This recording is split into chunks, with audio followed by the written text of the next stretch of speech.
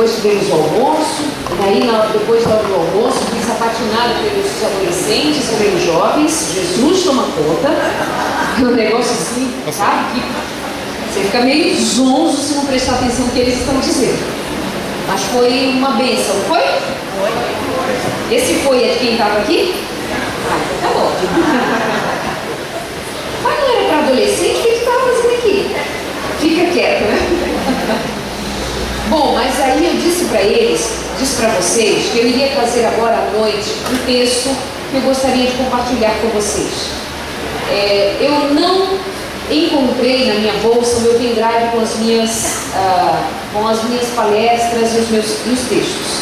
Então eu queria propor a vocês de usar esse material amanhã à noite e hoje dar continuidade a alguma coisa que o Espírito Santo estava inclusive tocando no meu coração enquanto eu ouvia aqui os testemunhos, de dizer para vocês do quanto Deus quer fazer coisas lindas e poderosas na nossa vida de maneira prática. Eu dizia para os adolescentes assim, para os jovens assim, todas as perguntas que nós fazemos, na maioria das vezes, tá? Não vou dizer todas, mas a maioria das perguntas que nós fazemos, nós mesmos temos respostas para elas.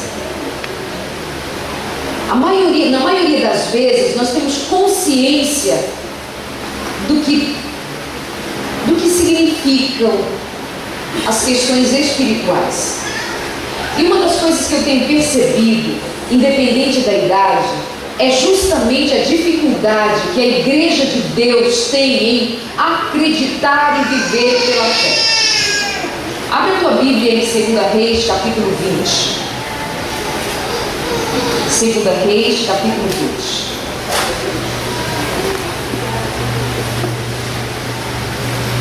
A gente precisa, irmãos, comer do pão da vida, beber da água da vida e saber que aconteça o que aconteça conosco, Deus é Deus sobre todas as coisas. Sabe que tem algumas pessoas que começam a dizer: vocês estão fazendo cartinha para Jesus? Estão? Mentira. A gente precisa entender algumas coisinhas. Nesses últimos tempos, amanhã eu quero falar um pouco mais com vocês, com os textos que eu quero mostrar, compartilhar com vocês. Uma das coisas que está acontecendo nos últimos dias, e estes são os últimos dias em nome de Jesus, é justamente um mover do Espírito para trazer as pessoas da mornidão para a quintura espiritual. Daqui a pouco nós vamos ver uma igreja, e essa igreja aqui é uma igreja que tem esse espírito, eu senti isso. Uma igreja que precisa ser viva na plenitude do evangelho que ela acredita. O Senhor Jesus, quando esteve na terra, a palavra diz que o Espírito do Senhor estava sobre ele, e ele veio para curar, para libertar, para proclamar o evangelho de maneira prática. O Espírito de Deus quer fazer coisas grandiosas no meio de uma igreja, no meio de um povo, na tua vida e na tua história. Um testemunho como estes vale mais do que 1000 sermões, vale mais do que 1000 palavras bonitas, porque é o testemunho de um Deus que é testificado na vida de alguém como um Deus real, pleno, absoluto na sua santidade e poder. Então, quando a igreja se manifesta diante de um Deus grandioso como é o nosso, essa igreja ela precisa ser um tanto quanto pentecostal, sabia? Você tem ideia do que significa ser pentecostal de verdade no nome de Jesus? Sabe o que foi o Pentecostes descrito lá em Atos? Quando o Espírito Santo foi derramado sobre a igreja primitiva, sobre o povo de Deus, a igreja de Jesus naqueles dias, o Espírito Santo foi derramado de maneira tal que até a sombra dos crentes curava os enfermos. Aleluia! A sombra do crente curava os enfermos. E nós estamos esperando como igreja, como povo de Deus, o grande, último Pentecostes da igreja. E você acha que nos últimos dias, no grande Pentecostes que está para acontecer, o derramamento que nós chamamos de chuva o quê? Chuva serôdia, vai ser derramada de maneira poderosa, e as nossas crianças vão pregar, vão falar de Jesus com autoridade. Os velhos terão visões, os jovens terão visões, a igreja saberá o que é o Espírito na sua plenitude. Mas hoje, como eu lido com essa palavra viva e eficaz que transforma vidas? Como que nós lidamos com isso? Bom, vamos ver aqui um pouquinho. Como disse para vocês, eu estou com uma linguagem de hoje, não é a minha preferida, mas é a que veio na massa. Verso 1 diz assim: por esse tempo, o rei Ezequias ficou doente e quase morreu. O profeta Isaías, filho de Amós, foi visitá-lo e disse: o Senhor Deus disse, ponha as suas coisas em ordem, porque você não vai sarar. Apronte-se para morrer. Então Ezequias virou o rosto para a parede e orou assim: ó Senhor Deus, lembra que eu tenho te servido com fidelidade, com todo o coração, e sempre fiz o que era reto aos teus olhos. E chorou o quê? Muitíssimo. Chorou pouco? Muitíssimo. Chorou muitíssimo. Não é muito não, é muitíssimo. Porque crente, quando se derrama na presença de Deus, ele se derrama muitíssimo. Quando o marido da Ellen se derramou na presença de Deus, foi muitíssimo. Foi com entrega de alma. Foi com uma alma entregue de maneira que, se nós fôssemos usar uma linguagem física, diria que ele se derramou como um líquido se derrama aos pés de Jesus. Ezequias, ele se derramou na presença de Deus.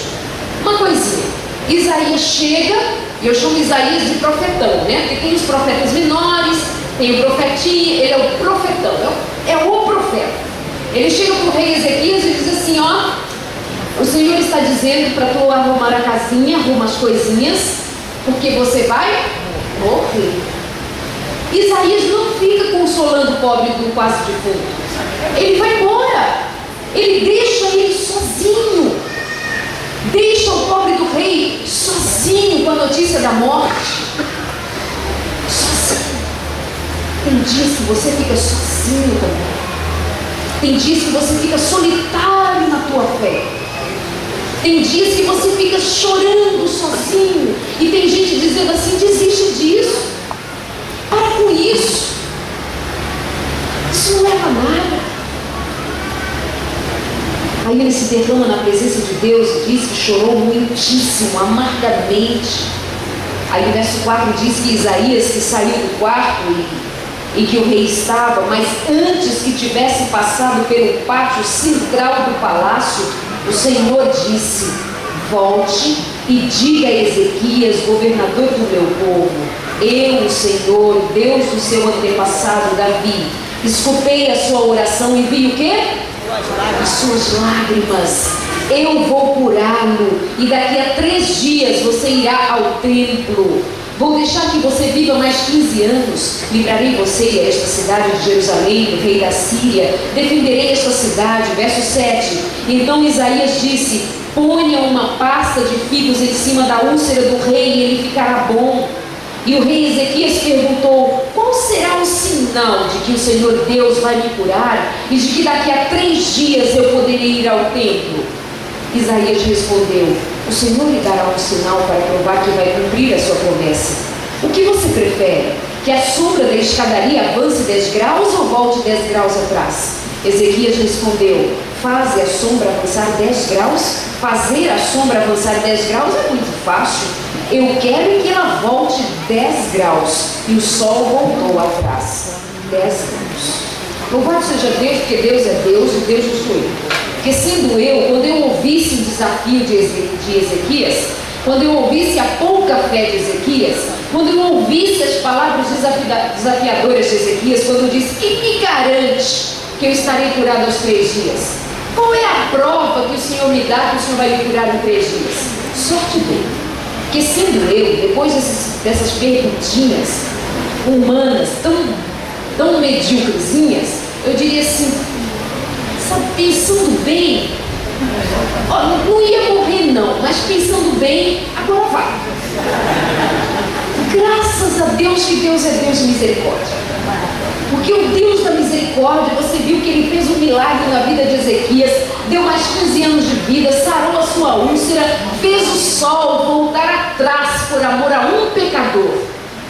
Será que dá para você se banhar na misericórdia de Deus e entender que o meu e o teu Deus é um Deus que faz o sol voltar atrás por amor e misericórdia a você?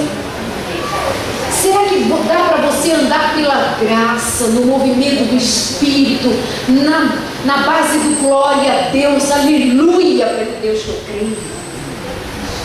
Será que dá para você experimentar o que é se emocionar, viver a alegria dos milagres do nosso Deus? E podem ser milagres bem pequenos, podem ser milagres bem simples. O milagre de ir e vir, o milagre de chegar em paz, o milagre de ter filhos lindos, o milagre de ter um marido, nem sempre tão lindo, mas sabe ter um marido, ter uma mulher, o milagre de ter uma igreja. Você sabe o que significa você ter conhecimento da revelação, da palavra de Deus e saber exatamente o que vai acontecer nos últimos dias? Você já parou para pensar que você é o escolhido de Deus para receber a revelação de Deus para o que está acontecendo em nossos dias e ainda virá nos dias futuros? Queridos, isso não é uma coisa qualquer. É preciso viver pela fé. É preciso crer que meu Deus faz o sol voltar atrás por amor e misericórdia a mim, eu, filha única. Filha única, entenda, né? Ezequias estava sozinho.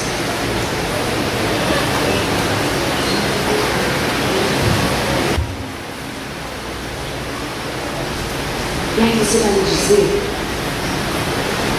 que os seus problemas são bem grandes, que as suas dificuldades são enormes. E eu vou dizer para você que em nome de Jesus, você pode, no nome de Jesus, você pode ser nova criatura, porque Ele quer te fazer nova criatura. Você está entendendo?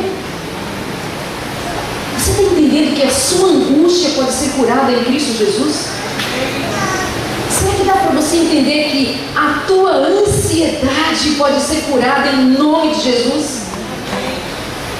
Será que você pode tomar posse das bênçãos que o Senhor quer te dar e assumi-las para você e dizer, em nome de Jesus, posso todas as coisas naquele que me fortalece? Queridos, eu casei bem jovem. E quando eu estava com 3 meses de casada, eu fiquei grávida porque era meu sonho ser mãe. Então eu fiquei grávida e 9 meses depois, gravidez normal, perfeita, sem estresse nenhum. O médico até errou um dia que a minha filha ia nascer, mas eu acertei. De tanto que eu contava as horas para ela chegar. Chegou minha filha, linda. E qual é a mãe que vai dizer que teve um filho feio, né? Mas a minha filha é linda. E então, quando ainda éramos namorados, o meu marido criou nomes para os nossos futuros filhos. E se tivéssemos uma menina, o nome da minha filha seria Sudaleif, de trás para frente, fiel a Deus.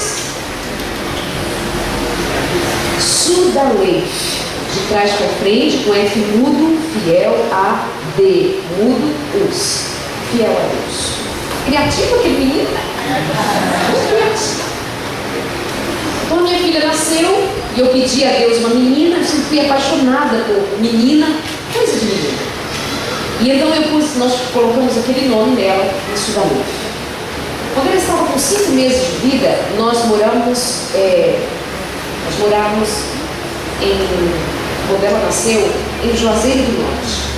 Eu disse para vocês, uma cidade grande lá no Nordeste, a cidade do Padincis. E então, depois quando eles estavam com 3 meses de vida, nós fomos embora para Maceió, onde eu disse para vocês que eu trabalhei na Rádio Novo Tempo. A tia não está feliz daquele dia. Vou escutar, tia, só um pouquinho, viu? Aí então, nós fomos morar em Maceió, Alagoas, quando ela tinha 3 meses de vida. Quando ela estava com 5 meses de vida, ela já estava bem doente. E ela tinha febre todos os dias. E os médicos diziam, é infecção urinária, é anemia, é leucemia, é qualquer doença, menos o que de fato era. Quando ela estava com 6 meses para completar o 7º mês, eu fui a Salvador, no hospital da Golden Cross, lá em Salvador. E então, quando chegamos lá, era final do dia e pela madrugada saiu o diagnóstico que a minha filha tinha leishmaniose. Um mosquito pica um cachorro ou um gato doente, né, e transfere para o humano, aquilo a infectou e o baço dela já era crescido e ela estava com a infecção e os médicos não sabiam o que era aquilo, porque leishmaniose lá em Maceió, ou calazar, né, chamam de calazar, não era comum, não era conhecido, então fui para Salvador e lá pela madrugada já saiu o diagnóstico que ela tinha leishmaniose. Então, no dia seguinte, bem cedo, por volta das 8 da manhã, meu marido chegou de Maceió para lá para me fazer companhia. E então, enquanto eu estava conversando com ele, assim, no quarto, contando os últimos acontecimentos, o que os médicos haviam dito, eu conversava com ele de costas para o berço, e então ela começou a fazer um barulho, olhamos e ela estava entrando em convulsão. Veio então as enfermeiras, levaram minha filha direto para a UTI. Daqui a pouco veio uma mãe pelo corredor, uma médica pelo corredor afora e diz assim: mãe, pai, a sua filhinha está em coma. Nós nos ajoelhamos no corredor do hospital e dissemos: Senhor, agora mais do que nunca, faça-nos fiéis ao Senhor. Já que o nome da nossa filha lembra a fidelidade ao Senhor, agora mais do que nunca, faça-nos fiéis ao Senhor. Mas, doutora, nós cremos no nome de Jesus. Deus é Deus. Nós ficamos 7 dias ali, instalados numa salinha também, naquele corredor próximo à UTI. Todos os dias eu tinha pelo menos 10, 15 minutos para entrar na UTI e ficar ali com ela. Meu marido entrava bem menos, porque o tempo era bem curto, então eles davam mais tempo para mim como mãe. E eu ficava ali, eu cantava com ela cheia de... as veinhas já que não aguentavam mais tantas agulhas. E então, no 7º dia, novamente, era uma manhã de sábado, veio uma médica no corredor do hospital, encontra comigo meu marido ali, no mesmo lugar, e diz: mãe, pai, a sua filhinha morreu. E como é que fica a sua vida? E como é que você fica quando você crê e as coisas não acontecem como você espera? Como é que você lida com um Deus que promete milagres, que faz o sol voltar atrás, quando Ele permite que a morte bata a porta? E entre e faça o que ela fez comigo e com meu marido, levando a minha única e primeira filha. Como é que você lida com isso? Não vamos ser ingênuos de quando a gente fala em milagres, que a gente fala no poder de Deus. Não vamos ser ingênuos de achar, como eu disse pela manhã para vocês, que o nosso Deus é um Deus que você pode esfregar a lâmpada de Aladim e o gênio vai sair e vai cumprir todos os seus desejos, como se você e eu fôssemos os filhinhos mimados de Deus, que não pode sofrer, que não pode sentir, que não pode, porque Deus nos protege, nos guarda como filhinhos mimados, como filhos de Deus. Quando o sofrimento bate a porta, ele tem um propósito, e é sempre um propósito de salvação. Não é? Não é, Rosana? Você sabe disso. E agora o que eu faço, meu filho? E o que eu fazia diante de multidões, enquanto em eventos estávamos ali olhando para aquela multidão de pessoas, sorrindo, felizes, e de repente eu tomava como mãe, eu era tomada por uma tristeza profunda, uma tristeza tal que me fazia chorar. Queridos, uma coisa certa: o crente pode ficar triste e chorar. O crente pode viver o seu luto e deve sofrer o seu luto e se derramar em lágrimas e sofrer. O crente pode. O que não acontece com o crente é de ele ficar prostrado, derrotado, destruído por longo tempo. porque a misericórdia do Senhor é maior, vem ao nosso encontro, faz o profeta voltar atrás para dizer uma coisa, desfazer algo que o próprio Deus disse que faria. Não foi isso que aconteceu com Ezequias? Deus manda Isaías ir e dizer: vai morrer. O mesmo Deus manda o mesmo profeta voltar e dizer: não vai morrer agora. Você quer explicar o meu Deus para mim? Deus tem explicação? Não tem explicação para Deus. Ele é Deus tremendo. Eu só quero dizer, é como se eu quisesse convencer a você de uma coisa muito simples. O crente precisa ser apaixonadamente, intensamente entregue ao Senhor, ainda que a morte, que é a última coisa com a qual nós temos que lutar, bata a porta. Eu preciso crer, ainda que eu sofra. Eu preciso crer, porque é a fé que me dá vitória. É a fé que te liberta. É a fé que te salva. É a fé que te move. É a fé que te levanta. É a fé que te faz resistir. É a fé em Cristo Jesus. Aí então, eu vivi as minhas tristezas, as minhas saudades. Eu saí de Salvador com a bolsinha, as coisas da minha filha ali dentro, e meu marido junto, e nós chorávamos enquanto saíamos daquela cidade. 10 meses depois, nasceu a minha segunda filha. Mas olha como nasceu a minha filha. Durante toda a minha gravidez, todo o exame, toda a ultrassonografia que foi feita para saber se era uma menina, não dizia, não mostrava, ela se escondia, ela não dava as caras, ela não dava pista nenhuma.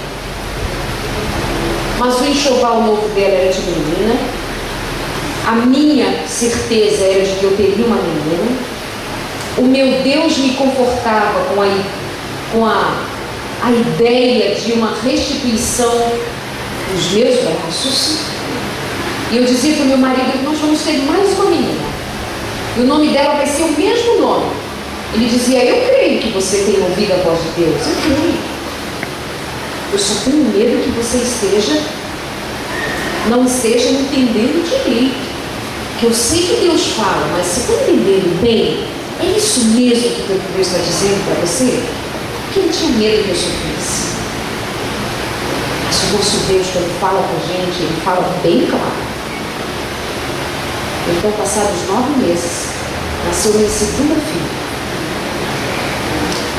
Só que a minha primeira filha, lembre-se que eu não sabia, segundo os exames, que seria uma menina. Eu apenas cria que teria uma menina. Quando nasceu minha filha, olha o detalhe.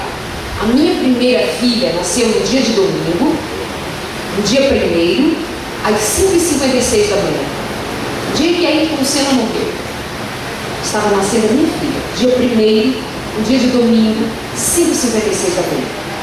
Quando nasceu a minha segunda filha, era um dia de domingo, no dia 1º, 5h56 da tarde.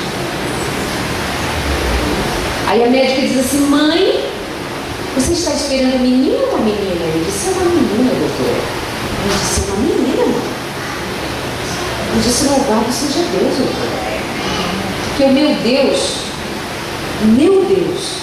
o seu Deus, contou as horas, os dias, os segundos, para dizer a mim que Ele esteve a todo instante comigo.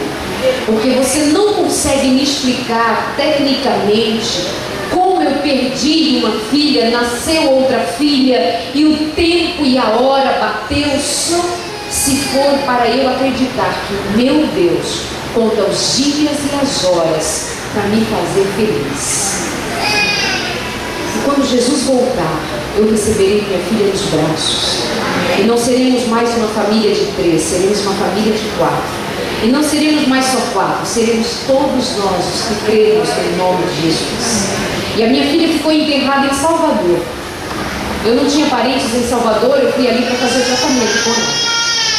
E então agora aquela ideia, e agora a gente interna a nossa filha aqui, nós vamos levar para Maceió, nós vamos voltar para o Juazeiro, o que a gente vai fazer? Onde vamos enterrar a nossa filha?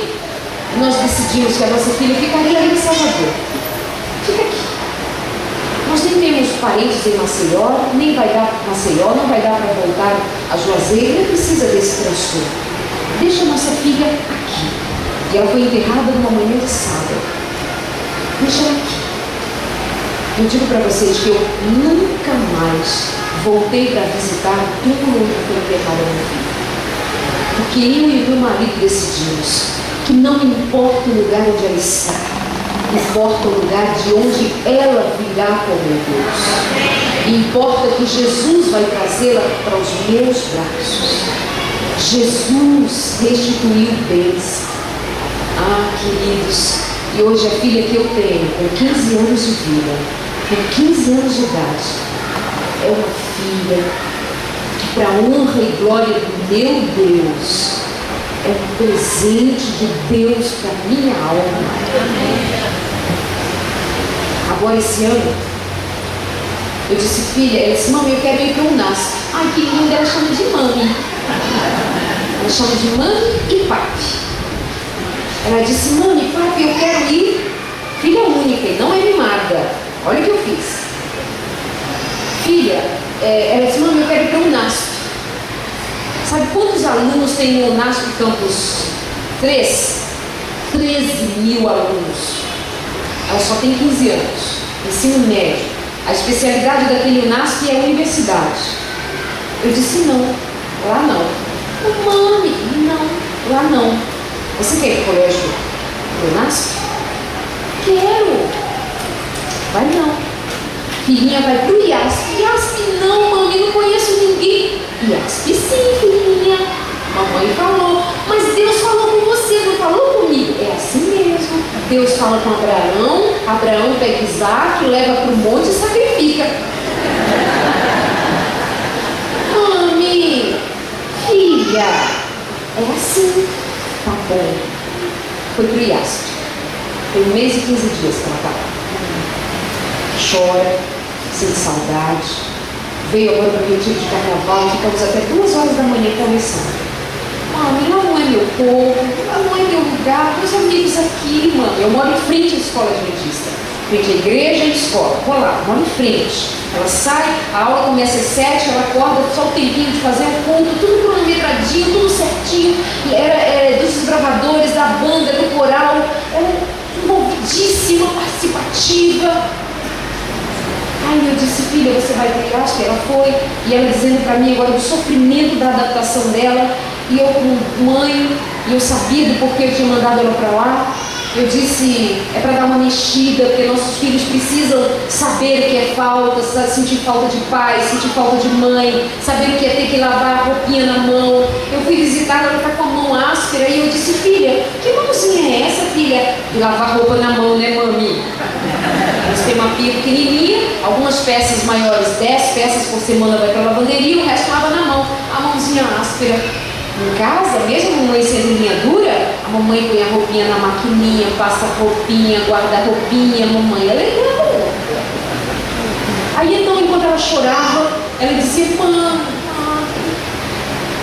Eu disse, então tá, você vai fechar agora o primeiro trimestre e você volta para casa. Tudo bem? A gente precisa orar, mamãe, não pode ser assim. Gente, nem coisa linda de Deus. Ela nunca ligou para mim para dizer, mãe, me tira daqui. Nunca.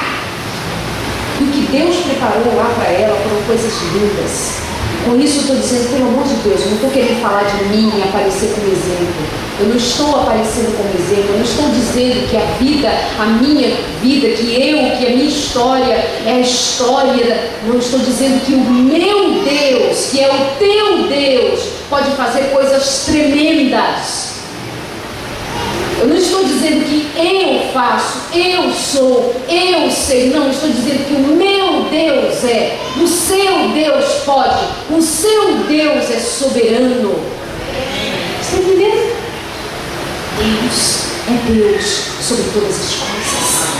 Então eu gostaria que a igreja de colégio soubesse ainda mais, dia após dia, o que é viver pela fé e testemunhar de grandes milagres.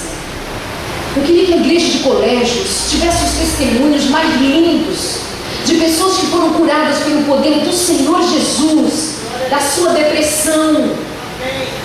Você pode ser curado da sua depressão, porque depressão é doença. Ansiedade é doença do século, é doença como é taquicardia, como é diabetes, como é problema no coração, é doença que pode, mas também ser curada no nome de Jesus. Crê, tu e a tua casa serás salvo.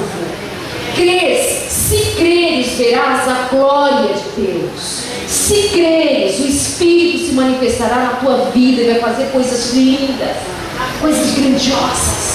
Vai te tirar da terra, do pó, vai te fazer gente grande, poderosa, valorosa. Só porque Deus. Cadê o pessoal do vídeo? Você põe aquele vídeo lá, já vou acabar, viu pessoal? Mas me disseram que era até a meia-noite do dia, né? Os adolescentes, amanhã eu trago o texto que eu prometi, viu? O dia vai achar o pendrive lá. Se eu não achar, alguém vai me emprestar um pendrive e eu vou fazer e trago amanhã. O vídeo tá aí? Beleza. Pessoal, vê isso aqui, hein? Meninos e meninas, jovens, talvez alguns de vocês já conheçam. Milagres, poder de Deus, graça de Deus. As crianças que eu conheço, elas não têm mais a mão.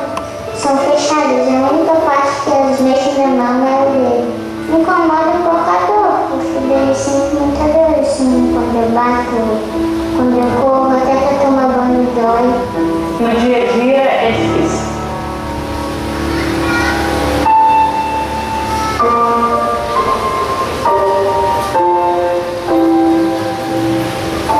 Para mim, o mais difícil é quando ela acorda de manhã e fala: mãe, essa noite eu não consegui dormir nada, porque eu senti muitas dores no meu experimento. E eu digo para ela: por que você não chamou a mãe? Né, se eu não te chamei, porque eu sei que eu posso descansar durante o dia, quando me der sono, quando eu não aguento mais, eu durmo. Você tem os meus irmãos para cuidar, tem toda a casa, tem que fazer mais do que eu. Então, por isso que eu me chamo, quero que você descanse, quando outro dia você está bem, para poder cuidar de nós. Se nós duas amanhecermos acordada, daí quem que vai trocar meus pratinhos e fazer o que com ele para mim? Tanto sofrimento produz maturidade. O machucar é um problema assim raro, né? Até eu, às vezes, quando eu vejo alguma coisa diferente, a gente olha para os médicos e não tem dor. Porque se Deus quiser, pode me curar, né? Vitória sobreviveu a todos os diagnósticos que previam sua morte depois de 2 meses de nascida. Hoje, aos 14 anos, a catarinense resolveu seguir o exemplo de uma gauchinha que morreu com a mesma idade que ela tem hoje. Vendo o DVD da história e missão da Andressa, ela decidiu que queria fazer o mesmo, montar um pequeno grupo. Eu fiquei preocupada que eles machucassem ela, que acabasse ainda causando problema para ela, né? Eu falei para ela: ela disse: mãe, eu vou me cuidar. Ela falou assim: a maneira que eu tenho, eu não posso estar junto com eles, brincar com eles, participar lá na rua, no campinho, andar de bicicleta, nem fazer o que eles fazem, mas é a oportunidade que eu tenho de interagir com eles aqui em casa. A gente tem que falar e é fácil. Agora sim eu sei que é fácil falar, pelo amor de Deus. Não tira pedaço, não dói. Vitória não podia sair para chamar os convidados, então os irmãos ficaram com essa tarefa. A gente dá as boas-vindas, tem a hora da mensagem musical, daí a gente canta, faz as brincadeiras, imaginando para eles, contamos a história, e daí a gente faz a atividade do livro, do estudo, daí a gente ora e depois a gente termina. Não é fácil falar de Deus para algumas pessoas. Agir, fazer alguma coisa. Eu também pensava que era difícil, tudo está fazendo é difícil. Antes, a mãe falava para mim brincar, andar, é muito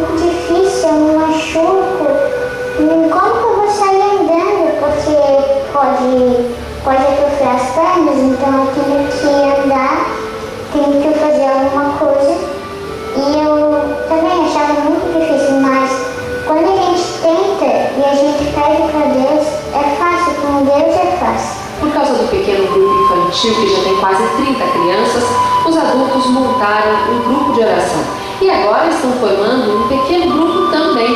A responsabilidade é tanta que Vitória convidou 2 amigos da igreja para ajudá-la, principalmente quando ela tem que ficar internada para as transfusões de sangue, que são constantes. Mesmo que a gente tenha um problema, não é por isso que a gente não deixar de fazer as coisas, ficar se lamentando. Não parece que ela tem essa dor. A gente até esquece. Porque mesmo que ela tenha sentido um problema, ela é como todo mundo. É muita diferença. Antes ela andava um pouco desanimada. Até a ponto de um dia dizer para minha mãe, será que é pecado pedir para Deus para dormir para sempre? E então ela estava cansada assim, de viver assim, aqui nesse mundo, né? Depois que ela começou a fazer esse pequeno grupo com as crianças, ela tem hoje, ela pede para Deus assim, que ela acorde outro dia viva. Deus não dá nada que a gente não pode suportar. Se cada um tem um problema, porque ele sabe que aquela pessoa pode suportar. Se eu tenho isso, eu sei que eu posso suportar com a ajuda dele. Orando, pedindo ajuda, pedindo força para lutar, e eu sei que ele vai me ajudar, vai ajudar cada um. Como a doença é grave, o governo fornece os curativos importados que protegem a pele sensível de Vitória. Um alívio, mas nem tanto. Antes, quando ela não tinha esses curativos, isso era todos os dias. Foi 11 anos assim, acordando com a cama nas costas. A gente brinca, né? Ela disse, mãe, antes desse curativo eu acordava com a cama, grudada na cama. Era com os lençóis grudados, a roupa grudada, ia para baixo do chuveiro para molhar até tirar tudo. Hoje em dia ela tem os curativos. E esses curativos ele dá uma proteção, então gruda igual, ela tem que arrancar, sai a pele, sangra. Ela fica de molho na banheira e depois vai tirando, daí amolece, dói menos. Se eu fosse todos os dias que tivesse que trocar os curativos da minha filha, todos os dias como eu troco, eu chorasse, eu me desesperasse, ficasse com medo, com pena, nós duas acho que não estaria aqui mais. Eu, com a minha limitação, eu tento e sei que eu consigo, porque ele está me ajudando, ele pode ajudar cada um. Então eu quero pedir que vocês trabalhem, falem com os amigos. Quando não tem vergonha de falar com um amigo uma coisa que é verdadeira, e não tem vergonha de falar até uma coisa que não é verdadeira, que é mentirosa. E você, não é capaz de fazer o mesmo?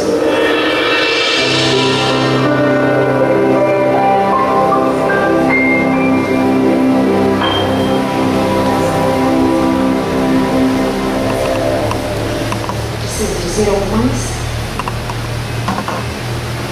Preciso dizer algo mais? Isso é muito. Me arrepio de conhecer essa história, mas eu fico arrepiada. De como que uma menina chega a uma conclusão dessas? Como que ela consegue sobreviver a esse sofrimento todo? Como? Você com menos, ou eu com menos, tenho pensado em desistir e tenho desistido tão fácil da fé, tenho feito tão pouco com Jesus. Está vendo que eu dizia para vocês de manhã que não tem idade? Com 8, com 10, com 12, com 15, com 50, com 120 anos. Deus quer fazer negócio comigo e com você.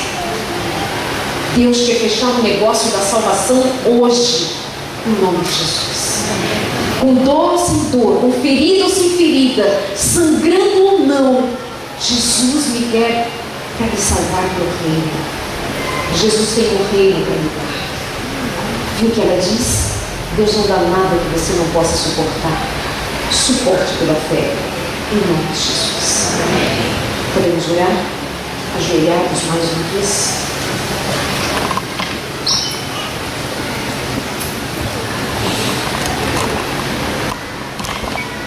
Senhor Jesus, ó Senhor Jesus, tenha misericórdia de nós, meu Pai. Tenha misericórdia da nossa pouca fé. Tenha misericórdia por causa das nossas ações vacilantes. Nós vacilamos, crendo bem pouco, quase nada. Que o Senhor é um Deus poderoso que pode fazer o profeta voltar e trazer de volta palavras de vida, quando a morte era a única coisa que nos restava.